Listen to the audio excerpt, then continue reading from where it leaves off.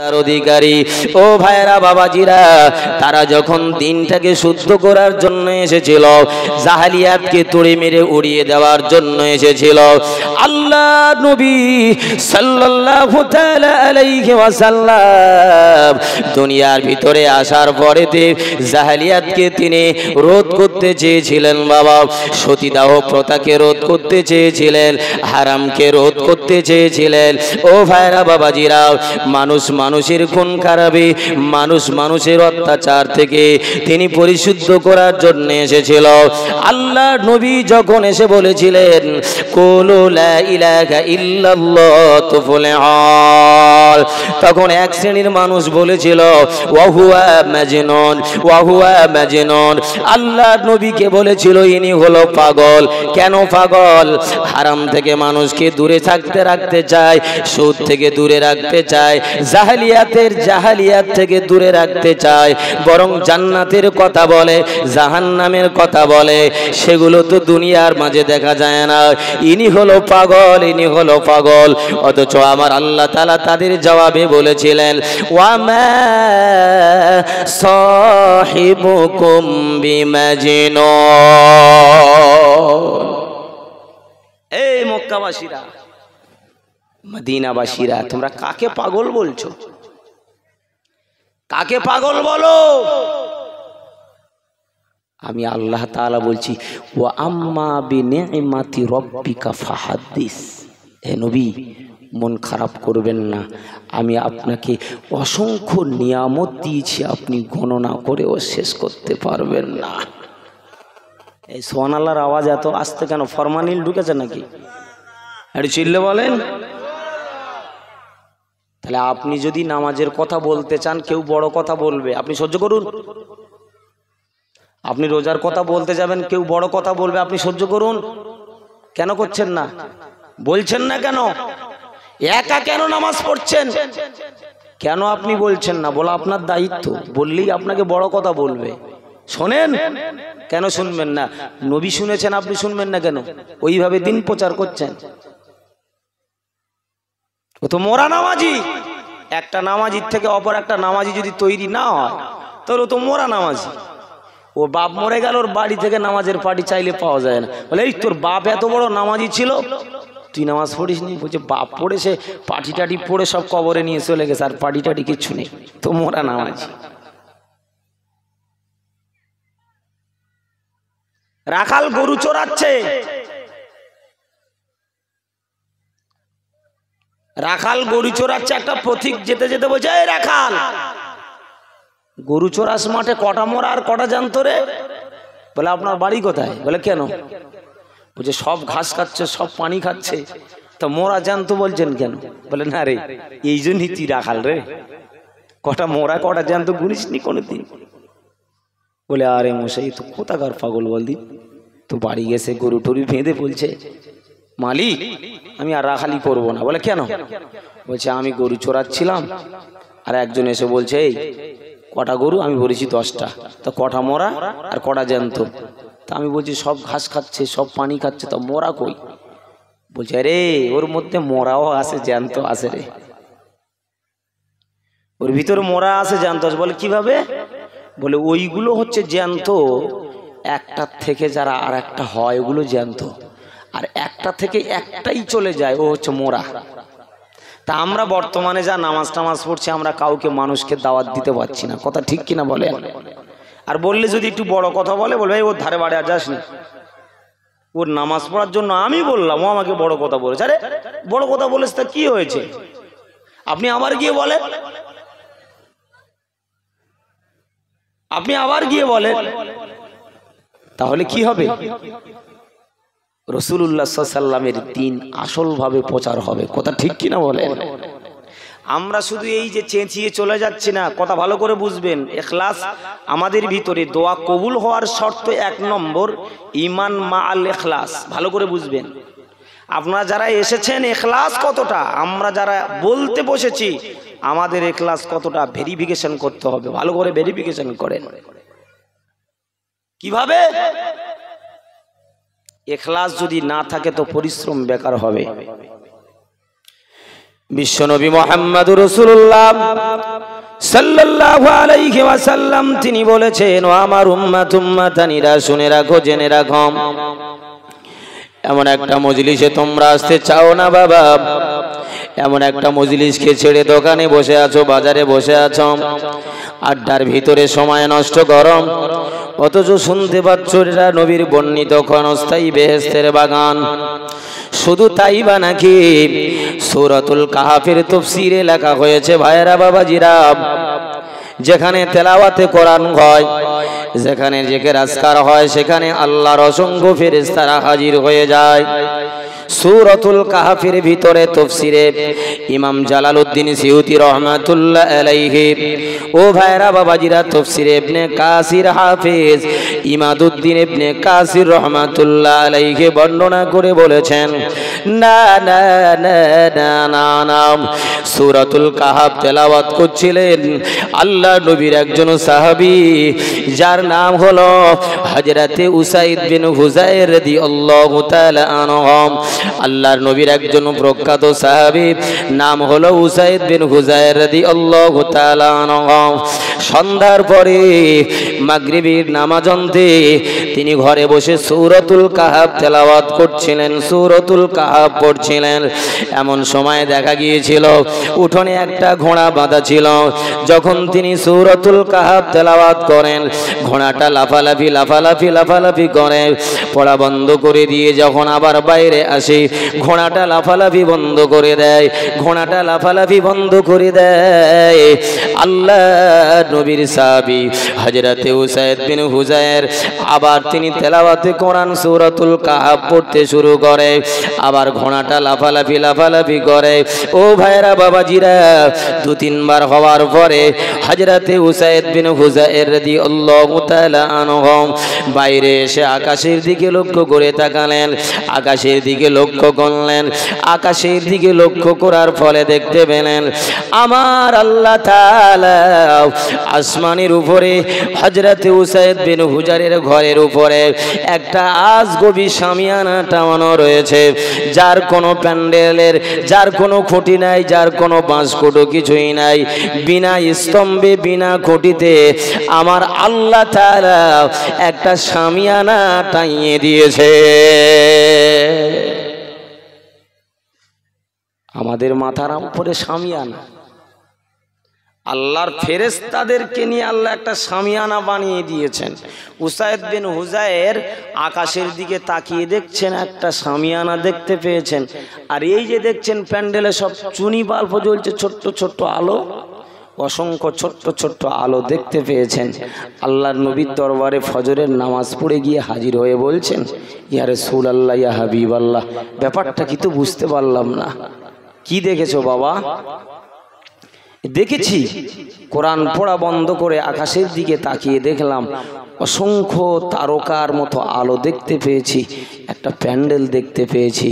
আল্লাহর নবী বলেছিলেন, উসাইদ বিন হুযায়র, তুমি যখন ওই তেলাওয়াতে কোরআন করছিলে, আল্লাহর অসংখ্য অসহস্র ফেরেশতারা তোমার তেলাওয়াতে কোরআন শোনার জন্য তারা ওই প্যান্ডেলের ভিতরে জমে জমে জমে জমে বসছিল। জোরে বলেন না সুবহানাল্লাহ। তুমি যদি তেলাওয়াতে কোরআন ফজর পর্যন্ত করতে, তাহলে একটাও ফেরেশতা প্যান্ডেল ছেড়ে বাইরে যেত না। আর আমরা প্যান্ডেলে আসবো কি না আসবো 10 বার ভাবছি, যদিও বসে যাই মাঝে মধ্যে উঠে পালিয়েও যাই। নাই, প্যান্ডেল অনেক বড় দামি, প্যান্ডেল অনেক বড় দাম। বিশ্বনবী মুহাম্মদুর রাসূলুল্লাহ সাল্লাল্লাহু আলাইহি ওয়াসাল্লাম তিনি বলেছেন, তাহলে প্রথম নম্বর মুসিবত আসবে নবীদের উপরে আসবে। নিশ্চয়ই নবীদের উপরে মুসিবত এসেছিল। তিনি যখন বলেছিলেন, কাফেরদেরকে লক্ষ্য করে বলেছিলেন, ওয়ালা তাজআলু মা'আল্লাহি ইলাহান আখার ইন্নী লাকুম মিনহু নাযীরুম মুবিন। ওয়ালা তাজআলু মা'আল্লাহি ইলাহান আখার ইন্নী ইন্নী লাকুম মিনহু নাযীরুম মুবিন। ও মক্কাবাসীরা, ও মদিনাবাসীরা, ওয়ালা তাজআলু মা'আল্লাহি ইলাহান আখার, আল্লাহর সঙ্গে তোমরা কাউকে শরীক বানাইও না, আল্লাহর সঙ্গে কাউকে শরীক করো না। আমার আল্লাহ হলেন এক, অদ্বিতীয়। কুল হু আল্লাহু আহাদ, হে নবী আপনি বলে দেন আল্লাহ এক, আল্লাহুস সামাদ, আল্লাহ হলেন নিরপেক্ষ। লাম ইয়ালিদ ওয়া লাম ইউলাদ, তিনি কারোর সন্তান নয়, তিনি কোনো সন্তান জন্ম দেন না। হাবিব আপনি বলে দেন, হাবিব বলতে শুরু করেছেন, লা তাজআলু মা'আল্লাহি ইলাহান আখার, আল্লাহর সঙ্গে কাউকে শরীক বানাইও না, আল্লাহর সঙ্গে কাউকে শরীক অংশীদার বানাইও না। আল্লাহ নবী সাল্লাল্লাহু আলাইহি ওয়াসাল্লাম বলেছিলেন, ইন্নী লাকুম মিনহু নাযীরুম মুবিন, আমি তোমাদের জন্য প্রকাশ্য সতর্ককারী। কিসের সতর্ককারী? জাহান্নামের সতর্ককারী, জান্নাতের সুসংবাদ দানকারী। তোমরা আমার কথা মেনে নাও, মেনে নাও, মেনে নাও। ও ভাইরা বাবাজিরা, আল্লাহ নবী বলার পরেতে এই হলো তার কঠিন পরীক্ষা। ইট মারা হলো, পাথর মারা হলো, পাগল বলা হলো। আল্লাহ নবী বসে বসে ঝরঝর ঝরঝর করে কাঁদতে শুরু করেছেন, ঝরঝর ঝরঝর করে কাঁদতেছেন। আল্লাহ, সত্য কথা বলতে গিয়েছি তাদের কাছে, জান্নাতের কথা বলতে গিয়েছি তাদের কাছে, জাহান্নামের কথা বলতে গিয়েছি তাদের কাছে, হারাম থেকে বেঁচে থাকার কথা বলতে গিয়েছি তাদের কাছে, জুয়া থেকে বেঁচে থাকার জন্য বলতে গিয়েছি তাদের কাছে। আল্লাহ তাআলা, তারা আমাকে তো ভালো বললো না, তারা আমাকে পাগল বলল। আল্লাহ নবী বসে বসে কাঁদতেছেন, কাঁদতেছেন। হাবিব আপনি কাঁদবেন না, কাঁদবেন না। ইন্না আ'তাইনাকাল কাউসার ফাসাল্লি লিরাব্বিকা ওয়ানহার ইন্না শানিয়াকা হুয়াল আবতার। আয় আমার হাবিব, আপনি নির্বংশ নয়, আপনাকে পাগল বলেছে, আপনি পাগল নয়। তবে হ্যাঁ হ্যাঁ হ্যাঁ, সত্য কথা বলতে গেলে অনেকেই পাগল বলবে, অনেকেই গালগালামত দেবে, অনেকেই অনেক কষ্ট দেবে। আল্লাহ নবী বসে বসে কাঁদতেছিলেন। আমার আল্লাহ তাআলা নবীকে সান্ত্বনা দিয়ে বলেছিলেন, কাযালিকা মা আতাল্লাযীনা মিন ক্বাবলিহিম মির রাসূলিন ইল্লা ক্বালু সাহিরুন আও মাজনুন। আয় আমার হাবিব, শুধু আপনাকে পাগল বলে নাই, আদম নবীকে তারা পাগল বলেছিল, নূহ নবীকে তারা পাগল বলেছিল, আইয়ুব নবীকে তারা পাগল বলেছিল, ইব্রাহিম নবীকে তারা পাগল বলেছিল। পৃথিবীর মাঝে যত নবী আর রাসূল দ্বীনের কথা বলতে এসেছিল, প্রত্যেককেই পাগল বলা হয়েছিল। আপনি কাঁদবেন না, কাঁদবেন না। কাযালিকা মা আতাল্লাযীনা মিন ক্বাবলিহিম মির রাসূলিন ইল্লা ক্বালু সাহিরুন আও মাজনুন। যারা দ্বীনের কথা বলতে এসেছিল, যারা নামাজের কথা বলতে এসেছিল, যারা ওয়াহদানিয়াতের কথা বলতে এসেছিল, হয় তাদেরকে বলেছে সাহিরুন আও মাজনুন, জাদুকর অথবা পাগল।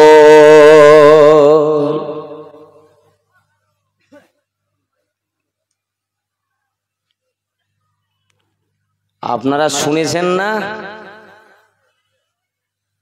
রাজস্থানের আজমগড়ে খাজা আজমিরি এসেছিলেন, গোয়াল ঘরে গিয়ে অবস্থান করেছেন, তাড়িয়ে দেয়নি, বলে পাগলের তাড়া, পানি বন্ধ করে দে, এ রেখেছিস কেন এখানে? তা 40 দিন সাগরদের একজন বলেছিল, এই আনা সাগর থেকে 1 লোটা পানি নিয়ে আয় তো, এরা আমাকে পানি দেবে না, এমনিতেই পাগল বলছে আর আমাকে তাড়িয়ে দিচ্ছে, পানি দেবে না, 1 বদনা পানি এনে রাখ দিন। তো 1 বদনা পানি এনে রেখে দিয়েছে। আল্লাহর কুদরতে আনা সাগর শুকিয়ে গিয়েছে। এই সুবহানাল্লাহ জোরে বলবেন না? একটু চিল্লে বলেন না সুবহানাল্লাহ। তা আল্লাহ তাআলা যারা আল্লাহর গোলামি করে, যারা আল্লাহর কথা বলে, এদের পাগল বললেও যায় আসে না। পাগল বলবেই, নামাজের কথা বলতে গেলেই বলবে মাথা খারাপ হয়ে গেছে, রোজার কথা বলতে গেলেই বলবে মাথা খারাপ হয়ে গেছে, বাবা সত্য কথা বলতে গেলেই বলবে মাথা খারাপ হয়ে গেছে। তো এক বদনা পানি এনে রেখেছে, আনা সাগর ফেটে শুকিয়ে গিয়েছে। শুধু ফেটে শুকালে হলে হতো, মায়েদের স্তনের দুধ পর্যন্ত শুকিয়ে যায়, কারণ পানির সঙ্গে কানেকশান। দেখবেন ভাইয়েরা, মায়েরা যখন ছোট্ট ছোট্ট সন্তানদের দুধ পান করায়, দুধ পান করানোর আগে দেখবেন পানি খেয়ে নেয়। কথা বলেন ঠিক কিনা? কেন? পানি খেয়ে নিলে দুধ সন্তানেরা ভালোভাবে পান করতে পারবে, দুধটা ঠিক ভালো মতো আসবে। তো যখন আনা সাগরের পানি সব বন্ধ, খাওয়া দাওয়া বন্ধ, তো এরা সব চিন্তা ভাবনা করে বলছে, এই কাকে পাগল বলেছিস, যা তার পায়টায় ধরে একটু ক্ষমা চেয়ে নে, পায়টায় ধরে একটু ক্ষমা চেয়ে নে। ওই যে পাগল বলেছে, পাগল সরে গিয়েছে, ঘোড়া বাঁধা হলো, উট বাঁধা হলো। আল্লাহ বলছেন, আল্লাহর কাছে বলছে, আল্লাহ এরা আমাকে পাগল বলেছে, ঘোড়াগুলোকে এমন ভাবে বসিয়ে দাও যেন না আর ওঠে। তো যারাই বসেছে প্রত্যেকেই যেন একবার জনমের মতো বসে গেছে, আর কেউ উঠতে পারে না। জোরে বলেন না সুবহানাল্লাহ। তা পাগল বললে ক্ষতি যারা বলবে তাদের, না যাকে বলে তার? কথা বলেন, যাকে বলে তার। দাদা হুজুর পীর কেবলা এই ফুরফুরায় আগে বালিয়া বাসন্তী নাম ছিল। যখন তিনি দ্বীনের কথা বলছে, হারাম হালালের কথা বলছে, তখন তাড়িয়ে দেয়া হলো। দেখবেন দোঁক বলে একটা জায়গা আছে, সেখানে গিয়ে আশ্রয় নিয়েছে। কেন আশ্রয় নিতে হলো? ও তো সত্য কথা বলেছে, হালালের কথা বলেছে, হারাম থেকে দূরে থাকতে বলেছে, তাই তাকে স্থানান্তরিত হয়ে দোঁকে চলে যেতে হয়েছে। নবী পাক সাল্লাল্লাহু আলাইহি সাল্লাম মদিনার ভিতরে শুধু আলোচনা করেছিলেন লা ইলাহা ইল্লাল্লাহু মুহাম্মাদুর রাসূলুল্লাহ। সেই আলোচনা শেষ হতেই না হতে মক্কা ছেড়ে মদিনায় চলে যেতে হয়েছে। মক্কা ছেড়ে কোথায় চলে যেতে হয়েছে? এই মিলছে কথা, কথা মিলছে বলেন? সত্য কথা বললেই তো এক শ্রেণীর মানুষ বলবে এখান থেকে ঘর দর তুলে ফেল, একে তাড়িয়ে দে, অসুবিধা হচ্ছে আমাদের, এদের তাড়িয়ে দে, অসুবিধা হচ্ছে। না রে বাবা, ওরা তো যে কথা বলছে আসল কথাই বলছে। রসুল করিম সাল্লাল্লাহু আলাইহি সাল্লামকে আমার আল্লাহ সান্ত্বনা দিচ্ছেন, হাবিব আপনি কাঁদবেন না, আপনাকে জাদুকর বলেছে। আকাশের চন্দ্র কেটে দুফাক করে দেয়া হয়েছিল, সকলে বলেছে জাদুকর। আমি আল্লাহ বলছি আপনি জাদুকর নয়। জোরে বলেন না সুবহানাল্লাহ। আপনি জাদুকর নয়। তারা জাদুকর বললে কি আসে যায় আপনার? বিশ্বনবী মুহাম্মদুর রাসূলুল্লাহ সাল্লাল্লাহু আলাইহি ওয়াসাল্লাম তিনি বলেছেন, এজন্য ঈমানদারেরা সবরের পরাকাষ্ঠার পরীক্ষা তোমরা করবে, সবর করবে, সবর করবে। সবরকে তিন ভাগে ভাগ করা হয়েছে বাবা। আমার আল্লাহ তাআলা সূরাতুল ইমরানের 200 নম্বর আয়াতের ভিতরে বলেছেন, ইয়া আইয়ুহাল্লাযীনা আমানুসবিরু ওয়া সাবিরু ওয়া রাবিতু ওয়াত্তাকুল্লাহা লাআল্লাকুম তুফলিহুন। ও আল্লাহর বান্দারা, সবর ছাড়া তোমার ইবাদত কার্যকারী হবে না। সবরের পরাকাষ্ঠার পরীক্ষা দিতে হবে বাবা। না না না না, আল্লাহর নবী সবরের পরীক্ষা দিয়েছেন। আপনি এত সবর হারা হয়েছেন কেন? আপনি এত সবর হারা হয়েছেন কেন? সবরটা সংসারের জন্য প্রযোজ্য, নামাজ পড়ার জন্য প্রযোজ্য, ওয়াজ শোনার জন্য প্রযোজ্য, সংসার বিবি বাচ্চা সর্বক্ষেত্রে সবরের প্রযোজ্য। আপনি যদি সবর এখতিয়ার না করেন, সংসার আপনার নষ্ট হয়ে যেতে পারে, নামাজ আপনার নষ্ট হয়ে যেতে পারে, রোজা আপনার নষ্ট হয়ে যেতে পারে। ইবাদতের অন্যতম জিনিস আপনার ভিতরে থাকতে হবে, সেটা হলো সবর। সবরের পরাকাষ্ঠার পরীক্ষা 1 নম্বর সবর হলো সবর আন তাআতিল্লাহ, আল্লাহর তাআলার আনুগত্য করতে যাওয়ার পরিপ্রেক্ষিতে যে সবর করতে হবে, ওই সবরের নাম হলো সবরু আন তাআতিল্লাহ। আয় আমার হাবিব, আপনি সবর করুন, আল্লাহর জন্য সবর আপনি করুন, আল্লাহকে সন্তুষ্ট রাখার জন্য সবর করুন। আপনি সবর হারা হবেন না, আপনি সবর হারা হবেন না, হবেন না, হবেন না। হযরত ইসমাঈল আলাইহিস সালাতু ওয়াস সালামকে যখন জবাহ করে দেয়া হচ্ছে, হযরত ইব্রাহিম বলেছিলেন, বাবা তোমার হাতে দড়ি বাঁধবো, পায়ে দড়ি বাঁধবো, চোখে একটা রুমাল আমি বেঁধে নেব। ইসমাঈল বলেছিলেন, না আব্বা এমন করতে হবে না, ইফআল মা তুমিরু সাতাজিদুনি ইনশাআল্লাহু মিনাস সাবিরিন। আব্বা জান আমি নড়বো না, চড়বো না, অবশ্যই তাড়াতাড়ি আপনি আমাকে সবরকারীদের মধ্যে পেয়ে যাবে। কি গো, ওয়াজ শুনতে গেলে সবরের দরকার আছে না নেই? নামাজ পড়তে গেছেন সবরের দরকার আছে না নেই? সবচেয়ে সবরের পরাকাষ্ঠার মাস আসছে, সামনে এসে গেছে। কত দূর এসেছে বাবা? কি মাসটার নাম কি? জোরে বলেন, সকলে বলছে না, ভয় লাগছে নাকি? এই সকলে বলেন কি মাস আসছে? রমজান মাস চলছে, শাবান মাস চলছে, আগত রমজান। কত দূর এসেছে? সোনাখালী পর্যন্ত এসেছে, সোনাখালী পর্যন্ত চলে এসেছে। সবরের পরাকাষ্ঠার পরীক্ষা দেবে ওই মাসে। সবর কার কতটা আছে বোঝা যাবে। 12 ঘন্টা 12-14 ঘন্টা পানি না খেয়ে, খাবার না খেয়ে সবরের পরাকাষ্ঠার পরীক্ষা দিতে হবে। 1 নম্বর সবর, ও সবরটা 1 নম্বর সবর, সবরু আন তাআতিল্লাহ। ভালো করে বোঝেন, সংসারে দ্বন্দ্ব সবর না থাকার কারণে, বাপ বেটা ঝগড়া সবর না থাকার কারণে, স্বামী স্ত্রী ঝগড়া সবর না থাকার কারণে, নামাজ কার্যকারী হচ্ছে না সবর না থাকার কারণে, রোজা কমপ্লিট করতে পারছেন না সবর না থাকার কারণে, পৃথিবীতে যারা সবরের পরীক্ষা দিয়েছে আল্লাহ তাআলার তারা নিকটত্ব হয়ে গেছে। আচ্ছা বলেন তো, নবীকে তাড়িয়ে দিয়েছেন, নবী কি সবর হারা হয়েছে? নবীকে পাগল বলেছে, নবী কি সবর হারা হয়েছে? সারা হয়েছে। তাহলে আমরা এত কথায় কথায় সবর হারা হই কেন? কথা বলতে বলতে তো লাঠালাঠি শুরু হয়ে যায়, কথা বলতে বলতে তো বন্দুক বেরিয়ে যায়, কথা বলতে বলতে তো বোমা বেরিয়ে যায়। এই কথা ঠিক বলছি না ভুল বলছি? তাহলে আপনার ভিতরে সবরটা গেল কই? নবী তো সবর ধরতে বলেছেন, সবরের শিক্ষা দিয়েছেন, আপনি সবর ধরুন। আমার আল্লাহ তাআলা তিনি আরো 2 নম্বরে ভাগ করেছেন। ভাইরা বাবাজিরা, সবরু আন মাসিয়াতিল্লাহ, সবরু আন তাআতিল্লাহ, সবরু আন মাসিয়াতিল্লাহ। আল্লাহর হাবিব গো, আপনি সবর করুন, সবর করুন।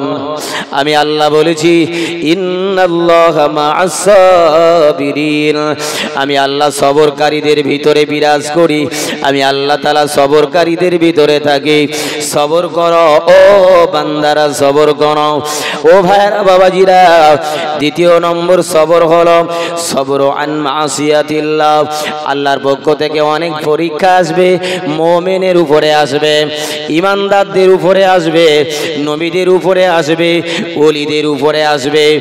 এই আল্লাহর পক্ষ থেকে যে কঠিন পরীক্ষা আসবে, এই কঠিন গজব আসবে, যে গজবে যারা সবর ধরে ঈমানটাকে অবিচল ভাবে রাখবে, অটল ভাবে রাখবে, আল্লাহ নবী বলেছেন তারা সবরের 2য় কোয়ালিটি অবলম্বন করল, সবরু আন মাসিয়াতিল্লাহ। না না না, এমন সবর ধরেছিলেন আল্লাহর পয়গম্বর হযরতে আইয়ুব আলাইহিস সালাতু ওয়াস সালাম, এমন সবর ধরেছিলেন হযরতে আইয়ুব আলাইহিস সালাতু ওয়াস সালাম। না না না না না, আল্লাহ তাকে বড় অর্থশালী করেছিলেন, আল্লাহ তাকে ধন দৌলত দান করেছিলেন, আমার আল্লাহ তাআলা বড় বিত্তশালী দান করেছিলেন। ও ভাইরা বাবাজিরা, সর্ব অবস্থায় তিনি আল্লাহর ইবাদত বন্দেগী করে, আল্লাহর তাসবিহ জপমালা করে। ফেরেশতারা বলেছিলেন, আল্লাহ ওর অভাব নেই বলে নামাজ ছাড়ে না, অভাব নেই বলে তসবিহ ছাড়ে না, অভাব নেই বলে তার জবান থেকে আপনার নাম কোনোদিন শেষ হয় না। তাকে গরিব করে দেন, তাকে আপনি পরীক্ষার মধ্যে ফেলে দেন, দেখবেন আপনার নাম কোনোদিন ভুলেও নেবে না। আমার আল্লাহ বলে ঠিক আছে। আইয়ুব আলাইহিস সালাতু ওয়াস সালামের সব কিছুই নষ্ট হয়ে গেল বাবা, এমনকি বিবিরা পর্যন্ত চলে গেল। বিবিরা পর্যন্ত চলে যাবার পরে একটাই মাত্র বিবি ছিল, যার নাম হলো রহিমা, যার নাম হলো রহিমা। ও ভাইরা বাবাজিরা, দুনিয়ার মাঝে মানুষের অনেক বিবি থাকে বাবা, দুটো তিনটে অনেক বিবি থাকে, কিন্তু আসল আর নকল চেনা বড় কঠিন। আসল নকল চেনা কঠিন না? আসল নকল চেনা কঠিন। স্বামী গেছে বিদেশে কাজ করতে, বিবি আসে, বিবি আবার হুক লাগানো শুরু করে। এই হুক বোঝেন আপনারা? হুক, হ্যাঁ, কারেন্ট চুরি করা। আর ঘরের বউরা হুক মারা মানে কি? পরকিয়া করে। এ কথা বুঝতে পারেন না? আছে না নেই? স্বামী গেছে আপনার কল্যাণের জন্য, স্বামী গেছে 1 মাস 2 মাস আসে না, ও অন্যজনের সঙ্গে হুক মেরে লাইন নেওয়া শুরু করে। জোরে বলে না নাউজুবিল্লাহ। মোদী সরকারের হেকমত ছিল না মুসলমানদের তালাক নিয়ে কথা বলার, কিন্তু আজকের কথা বলছে কেন? আমাদের অজ্ঞতার কারণে। বিবিকে আমরা হেফাজত করতে পারি না, নামাজ পড়ছি, রোজা রাখছি, সব করছি, বিবি কিন্তু দাইয়ুস মার্কা হয়ে যাচ্ছে। আমি নিজে দাইয়ুস মার্কা হয়ে যাচ্ছি, বিবিকে সংযত রাখতে পারি না। কথা ঠিক কিনা বলেন? ওই দেখেন দোকানে যান, কথা মিলিয়ে নেন, কটা মহিলা আজ পুরুষ আছে দেখে নেবেন। অথচ দেখা যাবে ওই যে উপরে তাকালে, উপরে থুতু ফেললে দেখবেন নিচের গায়ের দিকে চলে আসছে। কথা ঠিক কিনা বলেন? সব বিবি চলে গেল, একজন আছে, তা তুই যাস না কেন? বলছে আপনি আমার স্বামী, আমি আপনাকে ছেড়ে চলে যেতে পারি না। আইয়ুব আলাইহিস সালাতু ওয়াস সালাম আল্লাহর কাছে দোয়া চাইলেন, রব্বি আন্নি মাসানিয়াদ দুররু ওয়া আনতা আরহামুর রাহিমিন। আল্লাহ তাআলা বলেন, আইয়ুব, আমি আল্লাহ তোর রোগ ভালো করে দিয়ে দিলাম। বলুন সুবহানাল্লাহ। তুমি ধৈর্যের পরাকাষ্ঠার পরীক্ষা দিয়েছো, সবরু আন মাসিয়াতিল্লাহর পরীক্ষা দিয়েছো। আমি আল্লাহ তোমাকে যে পরীক্ষায় ফেলেছি, সেই পরীক্ষায় তুমি পাস করে গিয়েছো। আমি আল্লাহ তোমার তামাম রোগ ভালো করে দিয়েছি। বলুন সুবহানাল্লাহ। সবরু আন মুসিবাতিল্লাহ, আল্লাহর পক্ষ থেকে মুসিবতে সবর করেছেন বাবা। আর একটা সবর আমি আপনাদের কাছে বলে যাই বাবা, ও ভাইয়েরা বাবাজিরা, সবরু আন মাসিয়াতিল্লাহ, গুনাহ থেকে বেঁচে থাকার সবর। সবরু আন মুসিবাতিল্লাহ, আল্লাহর পক্ষ থেকে মুসিবত আসলে আপনি সবর করবেন। আপনি বড় গরিব, রোগের পর রোগ হয়, বিবির ডাক্তার দেখে পারা যায় না, বাচ্চার ডাক্তার দেখে পারা যায় না, রোগের পর রোগ হয়। না না না, আপনি সবর করুন, আপনি ইমানদার। আল্লাহ নবী বলেছেন, আসাদুন নাসি বালাউল আম্বিয়া, সবচেয়ে কঠিন পরীক্ষা হবে নবীদের। সুম্মাল আউলিয়া, অতঃপর আউলিয়াদের পরীক্ষা করা হবে। সুম্মাল মুমিনুল, অতঃপর তোমরা যারা ঈমান এনেছো, ঈমানের কলমা পড়েছো, লা ইলাহা ইল্লাল্লাহ মুহাম্মাদুর রাসূলুল্লাহ, আমানতু বিল্লাহি ওয়া মালাইকাতিহি ওয়া কুতুবিহি ওয়া রুসুলিহি ওয়াল ইয়াউমিল আখিরি ওয়াল কদরি খাইরিহি ওয়া শাররিহি মিনাল্লাহি তাআলা ওয়াল বাসি বাদাল মাউত। এমন ঈমান তোমরা যারা এনেছো, তোমাদের জন্য আরেকটা পরীক্ষার বিষয় হলো সবরু আন মাসিয়াতিল্লাহ, গুনাহ থেকে বেঁচে থাকার একটা সবর রয়েছে। যখন আপনি দেখবেন ফজরের আগে সুবে কাজবে আপনি সেহরি পান করলেন, আপনার মনের ভিতরে যদি সবর না থাকে, দেখবেন 12টা করার পরে একটুখানি পানি খাবো না, একটুখানি কি খাবো, বিড়ি খাবো না কি খাবো, তামাক খাবো, মনের ভিতরে উদয় হয়। আপনি যদি সবরের সঙ্গে বলেন আল্লাহ আমার জীবন চলে গেলেও রোজাটা ভাঙবো না, আমার জীবন চলে গেলেও আমি নেশার বস্তু মুখে দেব না, জীবন চলে গেলেও আমি তামাক গালে দেব না। আল্লাহ নবী বলেছেন এখানে তুমি একটা সবরের পরীক্ষায় পাস করে গেলে, সেটা হলো সবরু আন মাসিয়াতিল্লাহ, তুমি গুনাহ থেকে বেঁচে থাকার সবর করলে আমি আল্লাহ তাআলা বলছি যারা এমন সবর করে ইন্নামা ইউয়াফাস সাবিরুনা আজরাহুম বিগাইরি হিসাব, এই যে সবরের পরাকাষ্ঠার পরীক্ষা দিয়েছ আমি আল্লাহ তাআলা ওই সবরকারীদের জন্য এমন সওয়াব দান করি যে সওয়াবের কোনো সীমা রেখা থাকে না। আর একটু চিল্লে হবে না? আর একটু উচ্চ কণ্ঠে হবে না? দেখেছেন নামাজ পড়েছেন সবরের সঙ্গে পড়েন, নামাজ পড়ার যে সওয়াব পাবেন সবর রাখার জন্য বেশুমার সওয়াব পাবেন। রোজা রেখেছেন সবরের সঙ্গে, সবর করার বদলা আল্লাহ নিজেই দেবেন। আমরা নামাজ পড়ি 5 মিনিট, নামাজের ভুল শুধরানোর জন্য দোয়া চাই 10 মিনিট। তার মানে কি গাছের গোড়া কেটে দিয়ে মাথায় পানি ঢেলা হয়। এই কথা ঠিক কিনা বলেন? বলে দোয়াটা আজ পড়ার দরকার নেই, একটু দোয়াটা কায়দা করে করে দে। আরে বাবারে, দোয়া কায়দা করে করলে হয়ে যাবে? আপনি পড়লেন না নামাজে সই, 10 মিনিট দোয়া চাইবেন কেন? দোয়া থেকে আরো 5 মিনিট কেটে নেন, নিয়ে নামাজে আরো 5 মিনিট যোগ করে দেন। নামাজের মূল জিনিসে যদি ভুল কম হয় তাহলে আল্লাহ বলছেন, নবী বলছেন আখলিস দীনাকুম, তোমার দিন শুদ্ধ হলো, অল্পই দোয়া চাইলে দোয়া কার্যকারী হয়ে যাবে। এই সুবহানাল্লাহ জোরে বলেন। তার মানে কি নামাজে ফরমালিন, দোয়া চেয়ে ফরমালিন কমিয়ে দিচ্ছেন, এটা কি করে হয় বলেন? এটা তো অসম্ভব না। আসলে কি আমরা আসল জিনিসটাই ছেড়ে দিয়েছি। ভালো করে লক্ষ্য করুন, আখলিস দীনাকা, তোমার দিনটাকে পরিশুদ্ধ করো। তাহলে সবর ক প্রকার বললাম? এক প্রকার সবর হচ্ছে আল্লাহর আনুগত্যের সবর, দ্বিতীয় নম্বর সবর হচ্ছে সবরু আন মুসিবাতিল্লাহ, আল্লাহর পক্ষ থেকে মাঝে মধ্যে ইমানদারদের পরীক্ষার জন্য যে কঠিন, যে গজব, যে বালার মুসিবত আসে এতে সবর করা। দ্বিতীয় নম্বর গুনাহ থেকে সবর করা। কিভাবে? আপনি রাস্তায় যাচ্ছেন, খুব সুন্দর একটা রূপসী মেয়ে আপনাকে হাতছানি দিচ্ছে, এই এদিকে আয়। আপনি রাস্তায় হেঁটে যাচ্ছেন, একজন ব্যক্তি মদখোর ডাকছে, এই চল আজকের মদের আড্ডায় যাই। কি গো, মদের আড্ডায় গেলে গুনাহ হবে না নেকি হবে? ওই সুন্দরী রূপসীর আহ্বানে গেলে গুনায় জড়িয়ে যাবেন না, গুনাহ থেকে বেঁচে থাকবেন। তাহলে ওই বেঁচে থাকাটা ওই জওয়ানটার জন্য কত বড় কষ্টকর বলেন তো? সবর রাখার দরকার না? না এই কথা বলেন না কেন? কিন্তু এখন দেখবেন জলসা জলসার মতো হয়, আর ওদিকে রং নাম্বারে ফোন করে মাঝে মধ্যে জলসার মজলিসে বিয়েও দিতে হয়। কথা ঠিক কি না বলে? পৃথিবীতে যত বিড়িখোর হয়েছে নিজের গাঁটির টাকায় খেয়ে বিড়িখোর হয়নি, লিখে রেখে দেন। নিজের গাঁটির টাকায় বিড়ি খায়নি সে। প্রথমে বন্ধুর সঙ্গে বেড়াতে যাচ্ছে, বন্ধু বিড়ি খাচ্ছে, তো বলে কি খাচ্ছিস? বলে একটান খেয়ে দেখ। তোর কিনে খাতে হবে না, আমি দিচ্ছি, তুই একটান খেয়ে দেখ না।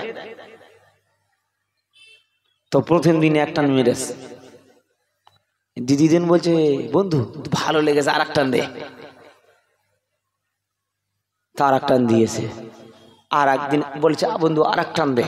তো 3 টান যখন মেরেছে, তারপরে যখন চাইছে, বলে এই পারিস তো কিনে খা, আমি আর দিতে পারবো না। এই কথা ঠিক বলছি না ভুল বলছি বলে? বলে এবার কিনে খা। তো ওর তো ঘর সংসার ভালো চলে না, মদ করে সঙ্গে ঘুরে ঘুরে ও নিজের টাকা দিয়ে প্রথমে মদ খায়নি, বলে এক ঢোক খেয়ে দেখ না কিরম লাগে মজাটা। তো এক ঢোক খেতে খেতে ও বড় মদখোর হয়ে গেছে। এখন বিবির বাজার করার শাড়ি কেনার টাকা নেই, যা আছে জুয়া টুয়া খেলে, যা আছে বিক্রি করে মদের আড্ডায় যায়। ও বড় সহবতে সহলে তোরা সাহলে কোনান, সাহবতে তাহলে তোরা তাহলে কোনান। ওই যে মদখোরের সহবত পেয়েছে, তো ও প্রথমে নিজের টাকায় মদ খায়নি, ও বন্ধুর টাকায় মদ খেয়ে বড় মদখোর তৈরি হয়েছে। ও বিড়িখোর, প্রথমে নিজের টাকায় বিড়ি খেয়ে বিড়িখোর হয়নি, বন্ধুর টাকায় বিড়ি খেয়ে ও বিড়িখোর বেনেছে।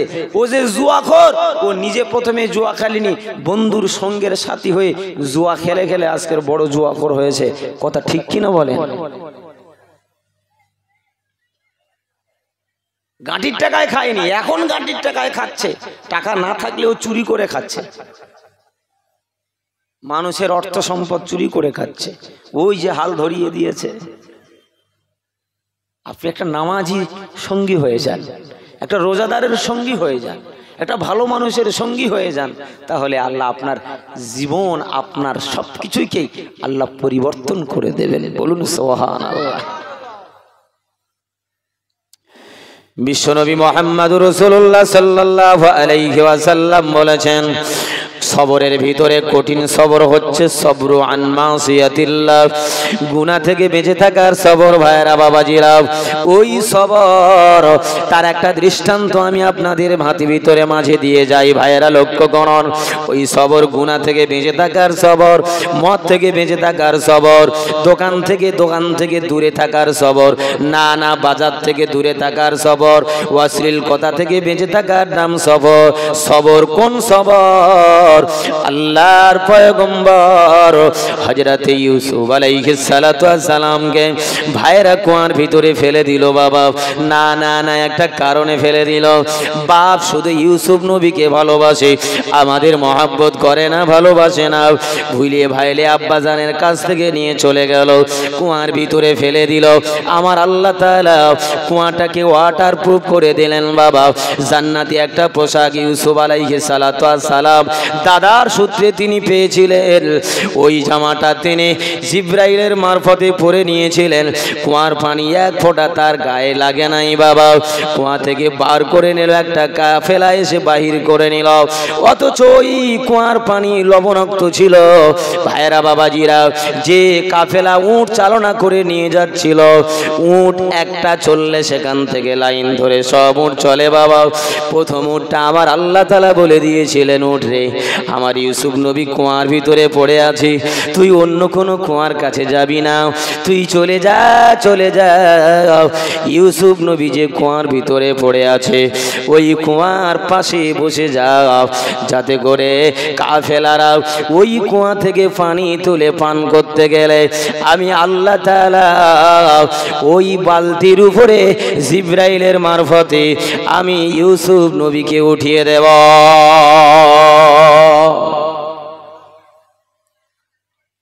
আল্লাহর করুণা দেখেন।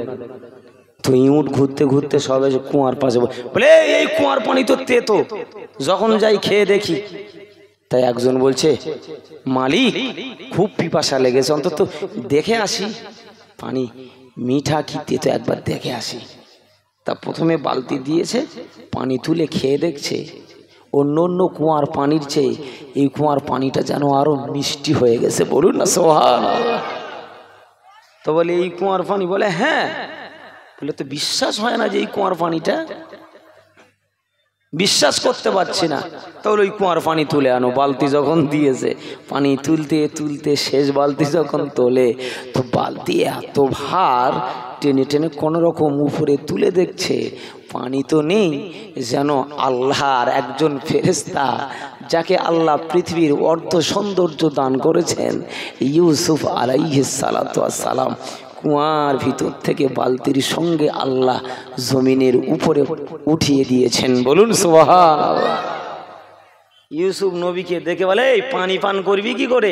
ছেলের এই সন্তানের চেহারা দেখলে পানির তৃষ্ণা নিবারণ হয়ে যায়। বলুন না সুবহানাল্লাহ। একে নিয়ে চল, একে নিয়ে চল। নিয়ে যাওয়া হলো, মিশরের বাজারে বিক্রি করে দেওয়া হবে। তা মিশরের বাজারে বিক্রি করা হবে। বিক্রিতে অনেক ঘটনা আমি বলতে চাচ্ছি না, আমি বলতে চাচ্ছি সবরু আন মাসিয়াতিল্লাহ, গুনাহ থেকে বেঁচে থাকার যে সবর আমরা কিভাবে শিখব তার একটা নমুনা বলছি ভাইয়েরা।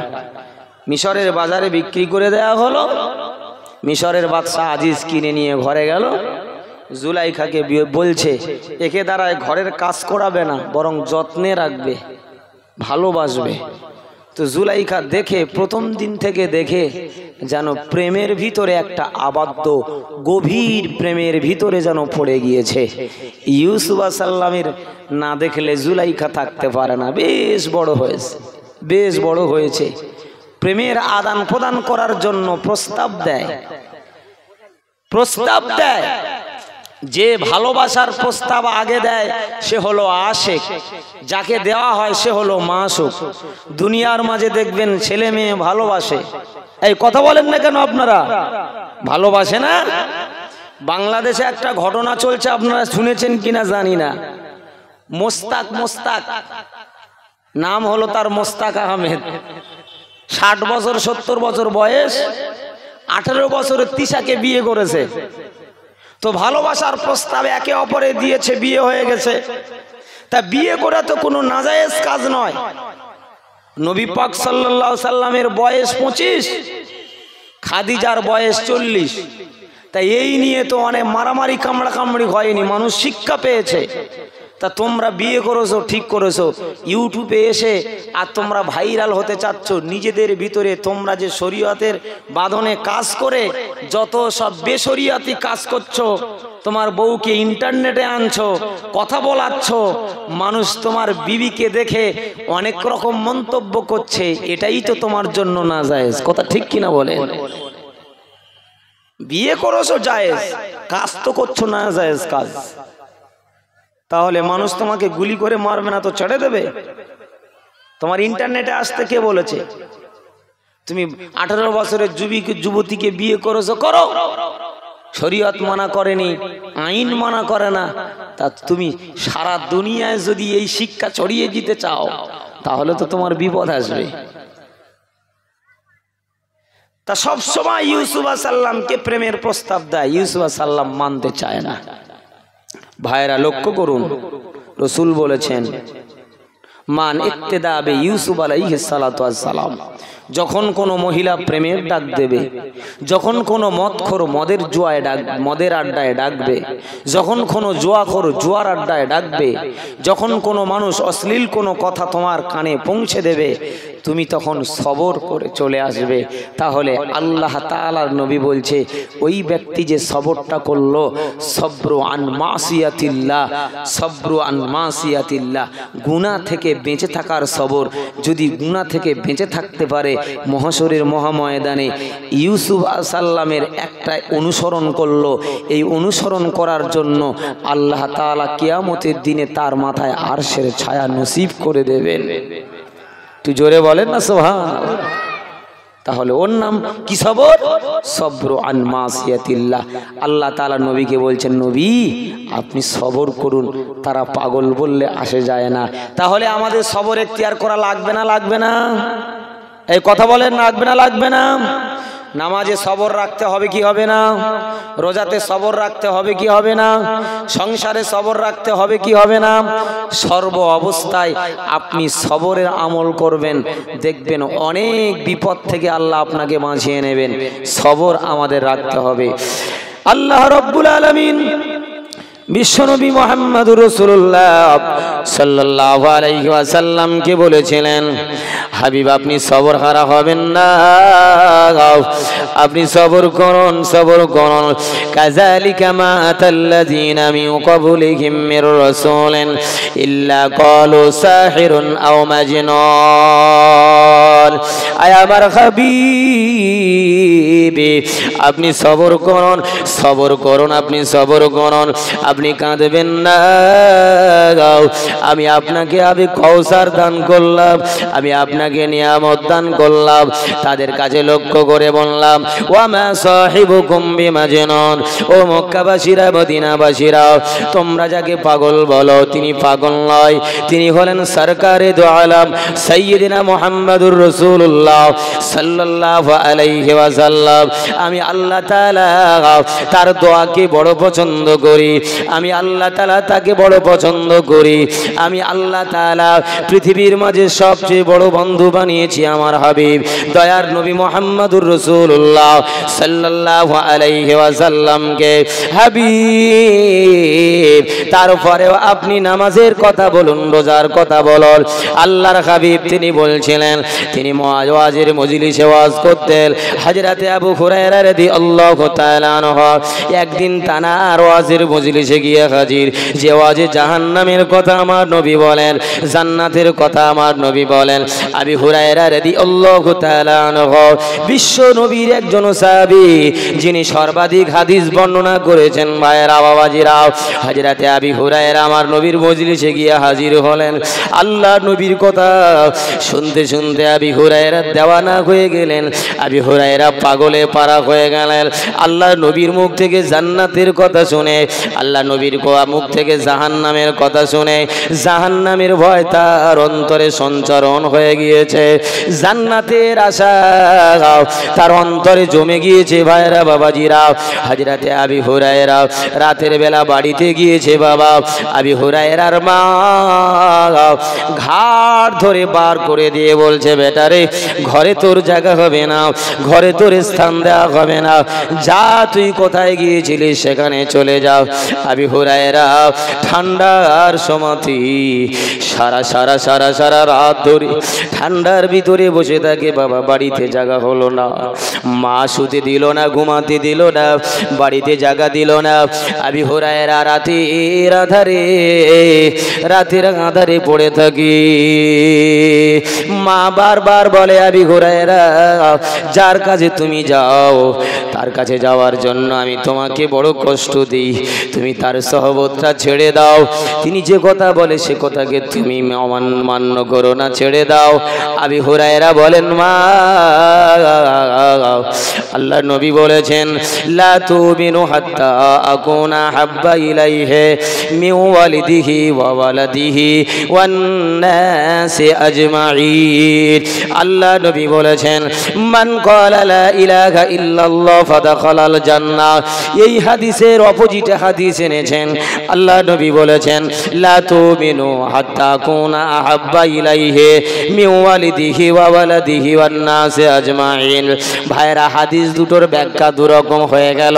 আল্লাহ নবী বলেছেন, মান ক্বালা লা ইলাহা ইল্লাল্লাহ ফাদাখালাল জান্নাহ, কিন্তু অপর হাদিসে বলছেন শুধু কলমা পড়লে হবে না, হাত্তা আকুনা হাব্বা ইলাইহি মিন ওয়ালিদিহি ওয়া ওয়ালাদিহি ওয়ান নাসি আজমাইন।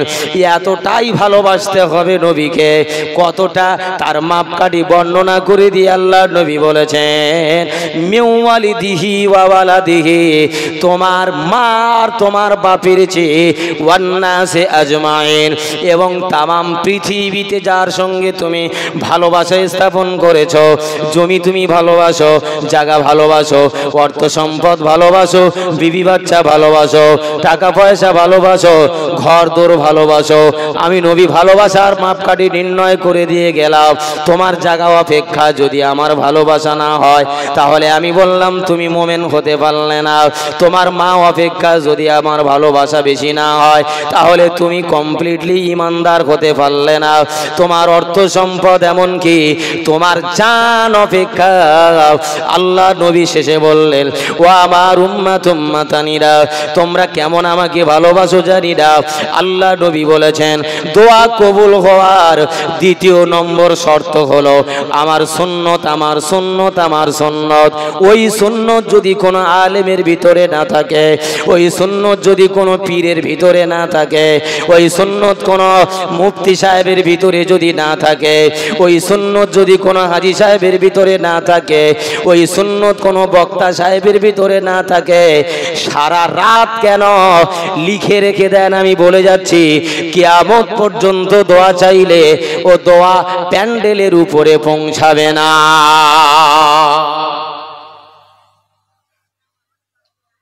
ওয়াজের শুরু করেছি, শেষ করব সে জায়গায় লক্ষ্য রাখুন। এই আমার আলোচনা আপনাদের অসুবিধা হচ্ছে? কই দেখি তাকবীর দেন দেখি। নারে তাকবীর। না, এ তো নিজের ইচ্ছায় দেন না, নিজের ইচ্ছায় এখনো তাকবীর দিলেন না। নিজের ইচ্ছায় যতক্ষণ না তাকবীর দেবেন ততক্ষণ মনের জজবা পাবেন না আর তৃপ্তি পাবেন না, মনে রেখে দেন। নিজের ইচ্ছায় যতক্ষণ না তাকবীর দেবেন নিজের তৃপ্তি নিজে পাবেন না। দেখি আর একবার তাকবীর দেন দেখি। নারে তাকবীর। আরো তৃপ্তি হয়নি, আরো তৃপ্তি ভরে তাকবীর দিতে হবে। তৃপ্তি আপনাদের কাছে, তৃপ্তি পাবেন যদি নিজে ইচ্ছায় নামাজ পড়তে শেখেন। রোনাল্ড ট্যাম্প শুনেছেন আপনারা? মসজিদে বলেছে যারা 40 ওয়াক্ত নামাজ মসজিদে জামাতের সঙ্গে পড়বে, যে ছেলেরা তার পরের দিন থেকে সাইকেল দেওয়া হবে।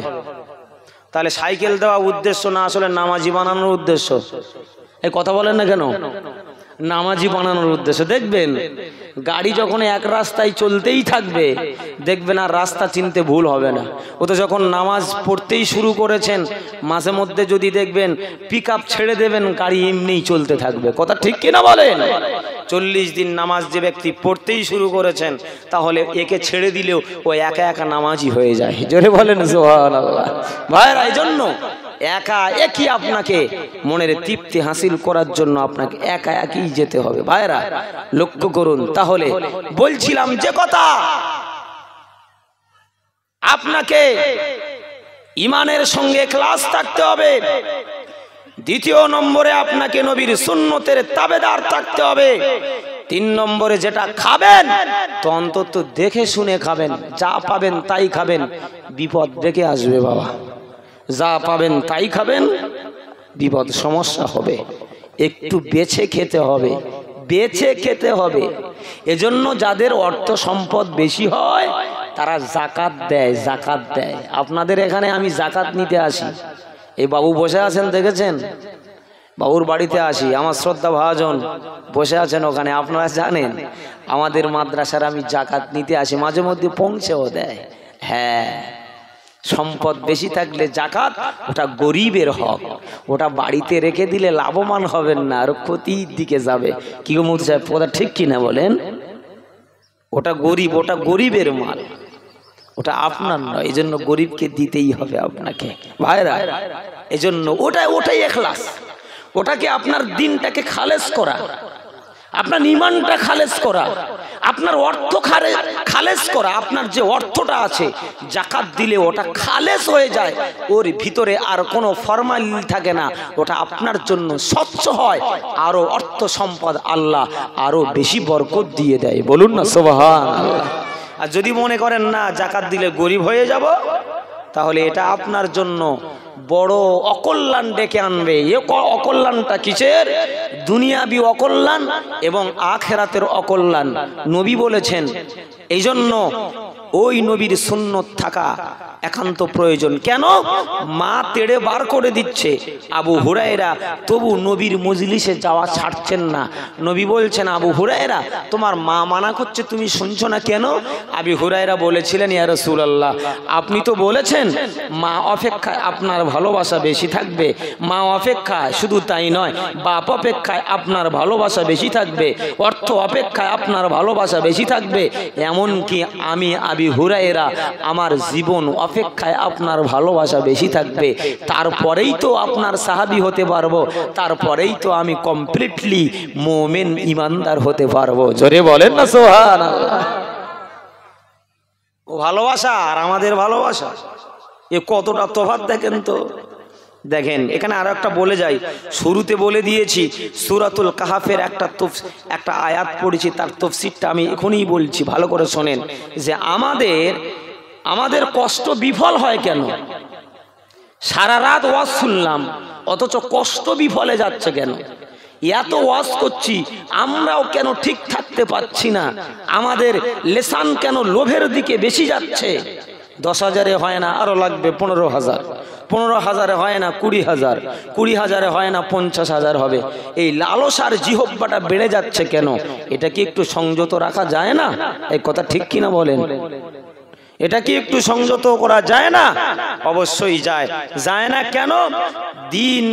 এই দিন বিদায় হয়ে চলে যাচ্ছে। কারণ রাসূল বলেছেন ইয়াঈদুদ্দিন কামা বাদা, দিন যেমন শুরুতে ছিল গরিব, তেমন গরিব হয়ে যাবে, মক্কার দিকে চলে যাবে, দিন চলে যাবে, মানুষ দিনের ভিতরে আর থাকবে না, আস্তে আস্তে দিন বিদায় হয়ে যাবে। লক্ষ্য করুন কেন কাজ হচ্ছে না, তার একটা অন্যতম কারণ তাফসীর থেকে বলে যাচ্ছি, আপনারা একটু লক্ষ্য করেন।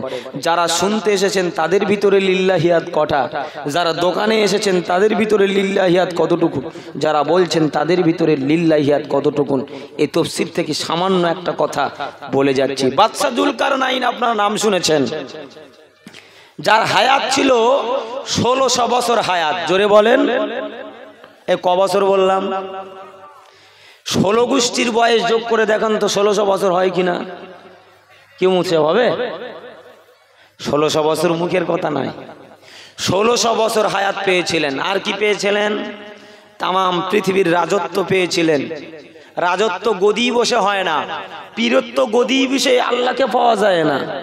মাঝে মধ্যে যারা দেশ দশের নেতা হয়, মাঝে মধ্যে ঘুরে দেখতে হয় রাজ্য কেমন চলছে, নেতা মন্ত্রীরা কেমন কাজটানা করছে। কথা বলেন ঠিক কিনা? তাহলে দেখলে কি বুঝবেন? পরিস্থিতি বুঝবেন।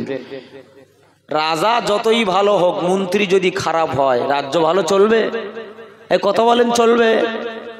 মমতা ব্যানার্জিকে আমরা খারাপ বলি না, কিন্তু মন্ত্রীরা যারা আছে এরা 1 নম্বরের এখন চোর। কথা বলেন ঠিক কিনা?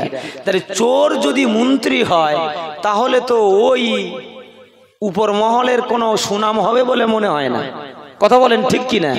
কারণ রাজা ভালো হতে হবে, মন্ত্রী ভালো হতে হবে, তারপরে দেশ ভালো চলবে। দেশ ভালো চলবে। স্বামীকে ভালো হতে হবে, বিবিকে ভালো হতে হবে। কারণ স্বামী ইনকাম করে, বিবি হচ্ছে ক্যাশিয়ার। ঠিক মতো যদি ও সংসারের দেখাশোনা না করে, সংসার কিন্তু ঠিক মতো চলবে, সংসারে অশান্তি হবে। কথা বলেন ঠিক কিনা? আর এখন তো ওই রকম বিবি, স্বামী কি করছে না করছে, রাতের পর রাত দিনের পর দিন খাটছে, আর স্বামীকে না জানিয়ে রাস্তাঘাটে যত ফেরিওয়ালা যায়, একটা ফেরিওয়ালা হাতছাড়া করে না। কথা ঠিক কিনা বলেন? একটা ফেরিওয়ালা হাতছাড়া করে না। বিপদ তো এই জায়গায় রে বাবা। বাদশা সেকেন্দার জুলকারনাইন পশ্চিম এবং পূর্ব গগন ভ্রমণ করে তিনি উত্তর গগনে গেলেন। যখন গিয়েছেন সে জায়গায় কিন্তু বৎসরে 1 মিনিট সূর্যের আলো পড়ে।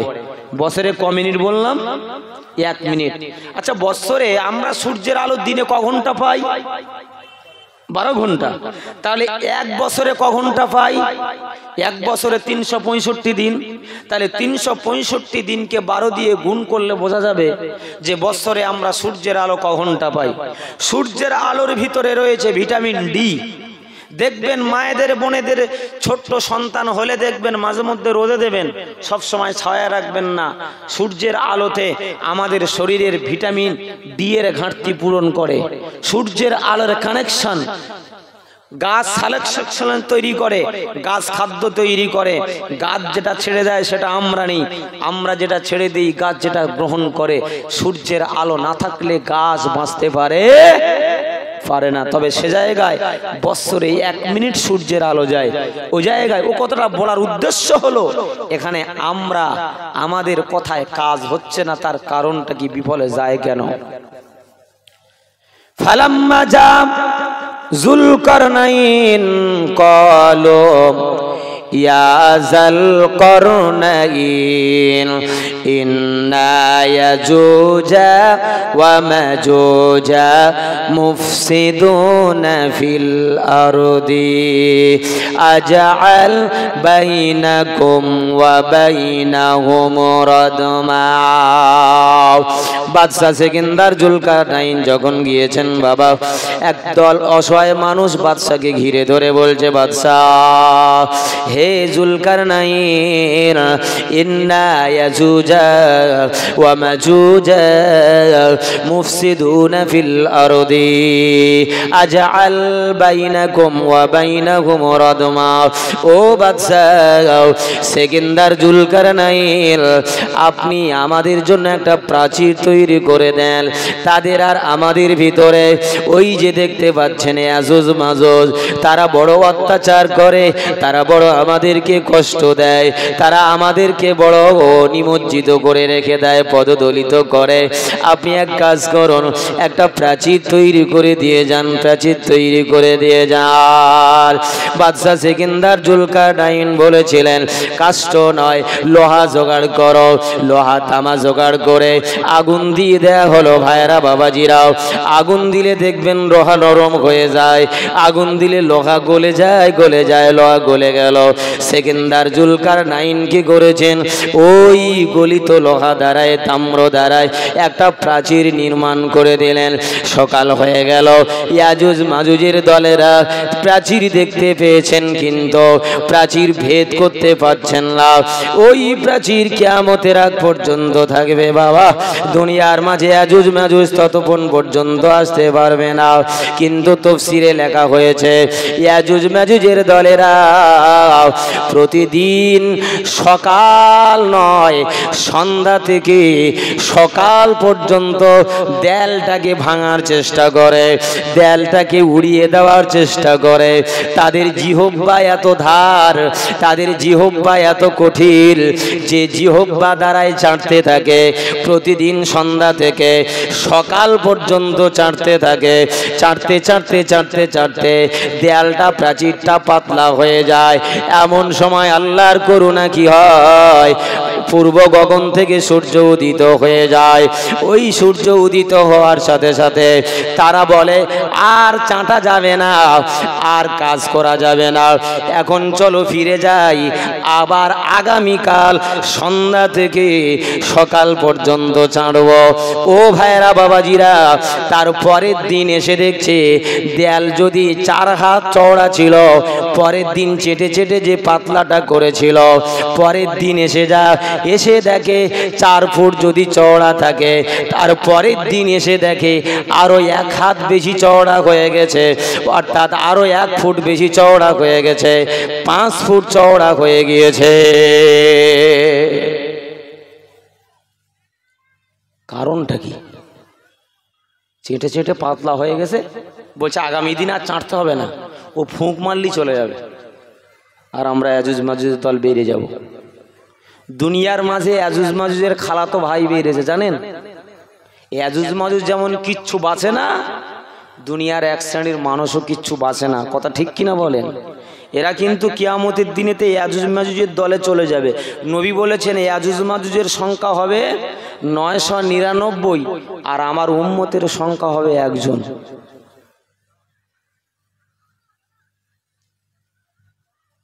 কি উম্মত সাহেব ঠিক বলছি? উম্মতে মুহাম্মাদি 1 জন, ইয়াজুজ মাজুজ হবে 999 জন। ভেবে দেখেছেন আপনারা কিভাবে আমাদেরকে ছেঁকে ধরবে, কিভাবে উম্মতে মুহাম্মাদিদের ছেঁকে ধরবে? কারণটা কি? চেটে চেটে পাতলা হয়ে গেল, পরের দিন এসে দেখছে আরো 1 ফুট বেড়ে গেছে। প্রতিদিন চাটবে কিয়ামতের আগ দিন পর্যন্ত, অজান্তে তাদের কষ্ট বিফলে চলে যাচ্ছে, অজান্তে। ভালো করে বোঝেন কোন জিনিসের অজানা। ওই যে তাফসীরে লেখা হয়েছে কিয়ামতের আগের দিন তারা চাটতে চাটতে চাটতে চাটতে দেয়াল পাতলা হয়ে যাবে, আর সূর্য উদিত হবে, তখন যাওয়ার সময় বলবে ইনশাআল্লাহ আগামীকাল দেয়াল শেষ করে ফেলবো। এ কি বলেছে বাবা? ইনশা আল্লাহ। এতদিন বলবে না, অজান্তে শুধু কষ্টই করে যাবে।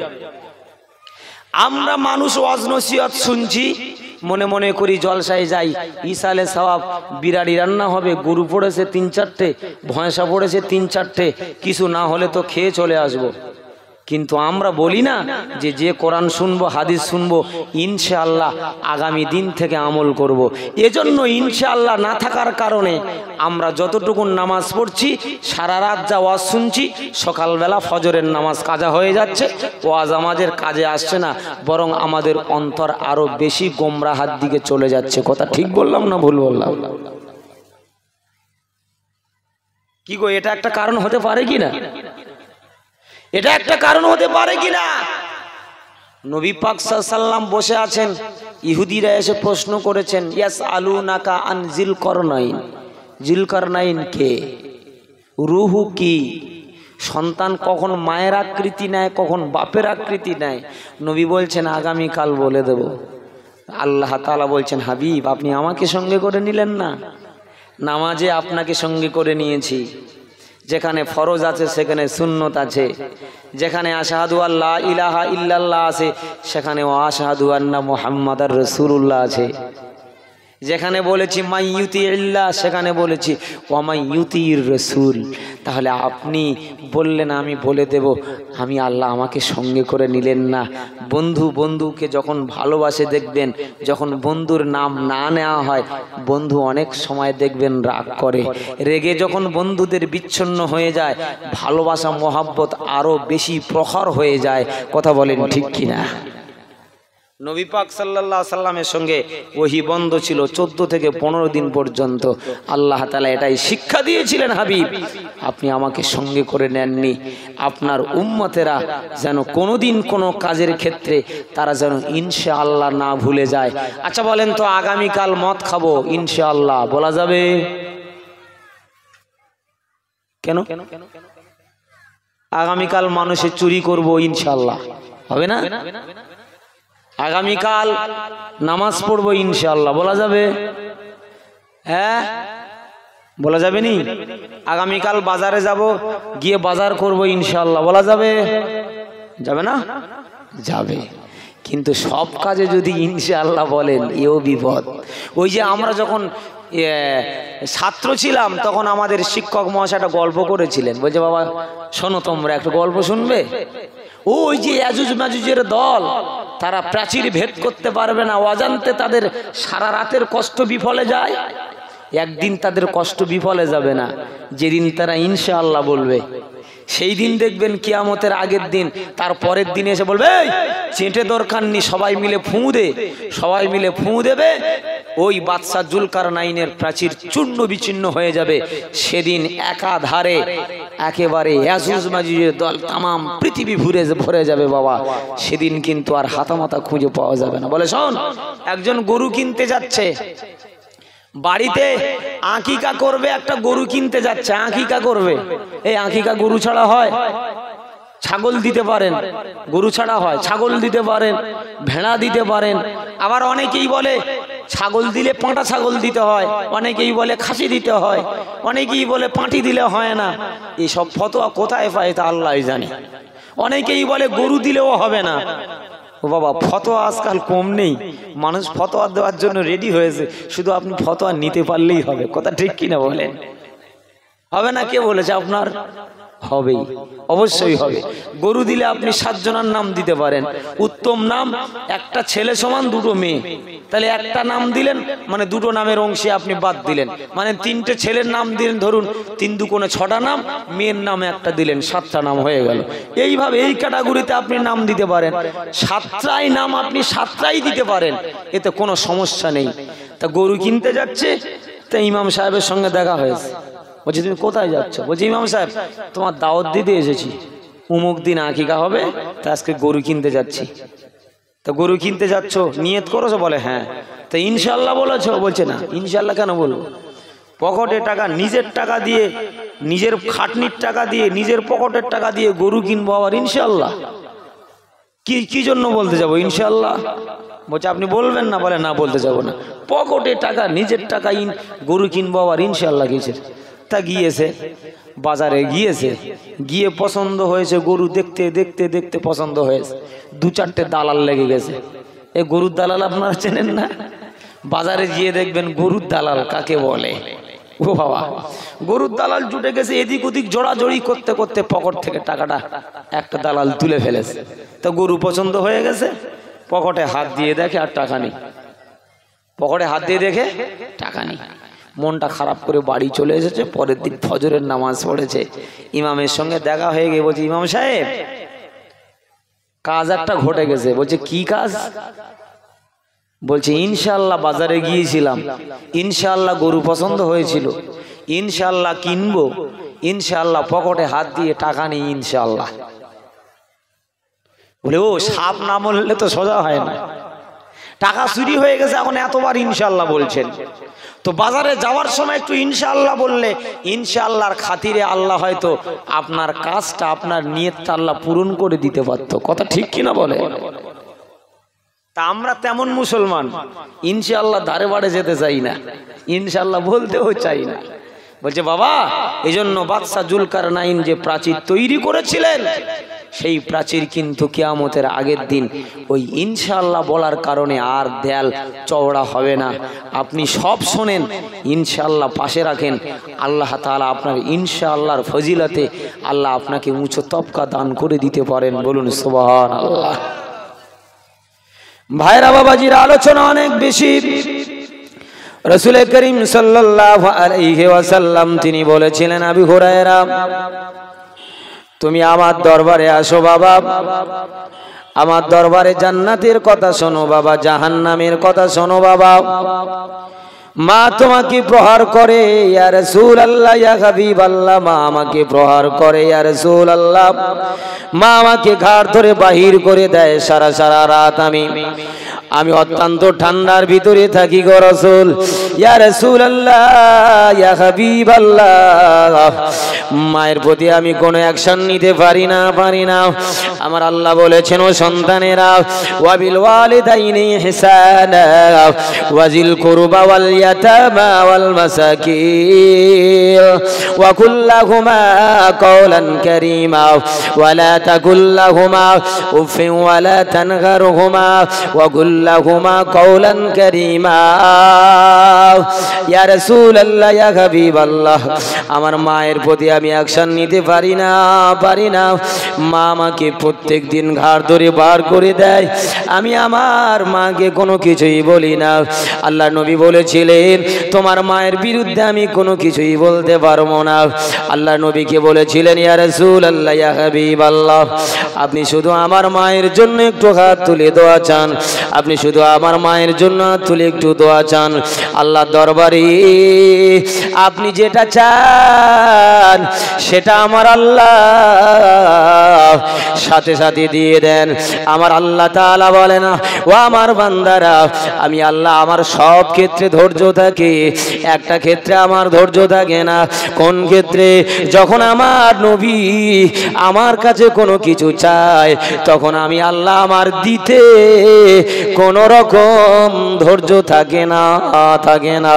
আমার বান্দা মদ খায়, আমি আল্লাহ আমার ধৈর্য হারা আমি হই না, সাথে সাথে আমি তার উপরে গজব দেই না, সাথে সাথে আমি তাকে ক্ষতি করি না। আমার বান্দা নামাজ ছেড়ে দেয়, সাথে সাথে আমি আল্লাহ তাআলা তাকে আযাবের ভিতরে গ্রেফতার করি না। আমার বান্দা হারাম খায়, আমি আল্লাহ তাদের মাথায় আচানক ভাবে বাজ ফেলি না। আমার বান্দা ভুল করে, আমার বান্দা অন্যায়ের পর অন্যায় করে, আমি আল্লাহ ধৈর্য হারা হই না। শুধু আমার বান্দাকে আমি আল্লাহ সুযোগ দিয়ে দিই, আমি আমার বান্দাকে সুযোগ দিয়ে দিই, ও বান্দা লা তাকুনাতু মির রাহমাতিল্লাহ, বান্দারে আমি আল্লাহ আমার রহমত থেকে নিরাশ হয়ে যাস না। বান্দা মদ খেয়েছো, ভুল করেছো, নামাজ কাজা করেছো, রোজা ছেড়ে দিয়েছো, আমার রহমত থেকে ঘুরে যাস না, ফিরে যাস না। আমার রহমতটা কত বেশি তোমরা মাপতে পারবে না। আমি আল্লাহ আমার রহমতের আশা রাখো, আমার রহমতের আশা রাখো। আমি আল্লাহ তাআলা আমার রহমত থেকে নিরাশ হয়ে যেও না, কিন্তু আমার হাবিব যেটা চায় সেটা দিতে আমার ধৈর্য থাকে না। কারণ জানেন না আপনারা, আল্লাহ নবী নামাজ আদায় করছিলেন, যে মসজিদ আছে একটা মসজিদে কিবলাতাইন বলে, আজও পর্যন্ত দুটো মেম্বার রয়েছে বাবা, আজও পর্যন্ত দুটো মেহরাব রয়েছে। আল্লাহ নবী বাইতুল মুকাদ্দাসের আরো তিনখানা নাম রয়েছে বাবা, বাইতুল মাকদাস, বাইতুল মুকাদ্দাস, বাইতুল কুদস বলা হয়, যেটা আবার বলা হয় যেটা নূর সেলিম বলা হয়। ইংরেজিরা তারা যেটা ইংরেজিতে বলা হয় নূর সেলিম বলা হয়, জেরুজালেম মসজিদ বলা হয়। এইভাবে মসজিদটার অনেক নাম রয়েছে। আল্লাহ নবী ওই মসজিদের দিকে ঘুরে ঘুরে নামাজ আদায় করছিলেন। নামাজটা 4 রাকাত বিশিষ্ট নামাজ, আসরের নামাজ। ভাইরা বাবাজিরা, আল্লাহ নবী নামাজ পড়তে পড়তে বলেছিলেন, আল্লাহ বাইতুল মুকাদ্দাসটা যদি কাবা না হয়ে খানায় কাবাটা যদি কাবা হতো, খানায় কাবাটা যদি কাবা হতো, আমি রাসূল আমি বড় সন্তুষ্ট হতাম। আল্লাহ তাআলা বলেছিলেন, হাবিব আপনি যেটা চান আমি ধৈর্য ধরতে পারি না। আমার বান্দা অন্যায় করলে আমি ধৈর্য ধরি, আমার বান্দা নামাজ কাজা করলে আমি ধৈর্য ধরি, আমার বান্দা রোজা ছেড়ে দিলে আমি ধৈর্য ধরি, আমার বান্দার হজ ফরজ হলে হজ না করলে আমি আল্লাহ ধৈর্য ধরে তার মুখের দিকে তাকিয়ে থাকি, মুখের দিকে তাকিয়ে থাকি। হাদিসটি বুখারী মুসলিমের হাদিস। আল্লাহ নবী সাল্লাল্লাহু আলাইহি ওয়াসাল্লাম বলেছেন, ওয়া আমার উম্মাতুম্মাতানিরা খামসু লায়ালিন ফিস সানাতি, বছরে এমন 5টা রাত রয়েছে। আল্লাহ নবী বলেছেন, আমার আল্লাহ তাআলা ডাক দিয়ে বলে, আনাল মালিকু মান জাল্লাযী ইয়াদউনি ফাস্তাজিবা লাহু, মান জাল্লাযী ইয়াসআলুনি ফাউতিয়াহু, মান জাল্লাযী আস্তাগফিরুনি ফাআগফারা লাহু। ও আমার উম্মাতুম্মাতানিরা, আমার আল্লাহ তাআলা এত বড় দয়াময়, আমার আল্লাহ এত বড় মেহেরবান করুণাময়। সামনে শবে বরাতের রাত আসছে। আল্লাহ নবী বলেছেন, লাইলাতুন নিসফি মিন শাবান, লাইলাতুন নিসফি মিন শাবান, লাইলাতুর রাজাবিন আউয়ালু শুহুরিন, লাইলাতুর রাজাবিন, লাইলাতুল ফিতরি ওয়া লাইলাতুদ দুহা। এমন কিছু কিছু রাত রয়েছে বাবা, মনে রাখা দরকার। আল্লাহর নবী বলেছেন, মানুষ যদি একটু সচেষ্ট হয় প্রতিদিন লাইলাতুল বরাত পাবে, প্রতিদিন শবে বরাত পাবে।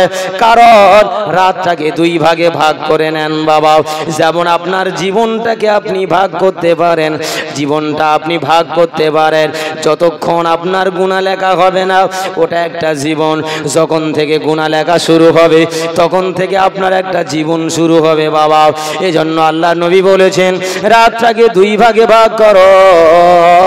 রাতের 1 ভাগ চলে গেলে আমার আল্লাহ তাআলা গফফার নামক নাম নিয়ে, সত্তার নামক নাম নিয়ে, রহমান নামক নাম নিয়ে, রহিম নামক নাম নিয়ে আমার আল্লাহ প্রথম আসমানে চলে আসে। প্রথম আসমানে চলে এসে তার বান্দাদেরকে ডেকে ডেকে বলে, ও আমার বান্দা বান্দিরা, ও আমার বান্দা বান্দিরা, তোমরা কে কতটা গুনাহ করেছো আমি আল্লাহ দেখি না, তোমরা কে কতটা পাপ করেছো আমি আল্লাহ দেখি না। আমি আল্লাহ তাআলা আমার ঘোষণাটা বেশি নামাজীদের জন্য ঘোষণা, কম নামাজীদের জন্য ঘোষণা, বেশি রোজাদারদের জন্য ঘোষণা, কম রোজাদারদের জন্য ঘোষণা। আমি আল্লাহ আমার ঘোষণাটা আমভাবে হবে না, না না না। আনাল মালিক, আনাল মালিক, আমি রাজার ধীরাজা, আমি আল্লাহ মালিক, দুনিয়ার মালিক, আখিরাতের মালিক, জীবনের মালিক, হায়াতের মালিক, মৌতের মালিক, ধনী করার মালিক, গরিব করার মালিক। এক কথায় আমি আল্লাহ তাআলা সব কিছুর মালিক। ও আমার বান্দা বান্দিরা, আমি আল্লাহ তোমাদের লক্ষ্য করি বলি, আনাল মালিক মান জাল্লাযী ইয়াদউনি ফাউতিয়াহু। আজকে রাত্রে যারাই আমাকে ডাক দেবে, যা চাইবে আমি আল্লাহ তাআলা তাদের সব কিছুই পূরণ করে দেব। मगर दुनिया में सुनने वाला ज्यादा है मगर अमल करने वाला कलील है, खाने वाला ज्यादा है मगर देने वाला कलील है, बलने वाला ज्यादा है मगर अमल करने वाला कलील है। तकबीर दान देखी ना रे तकबीर। ও বাবা এই তকবার আমাদের হাজী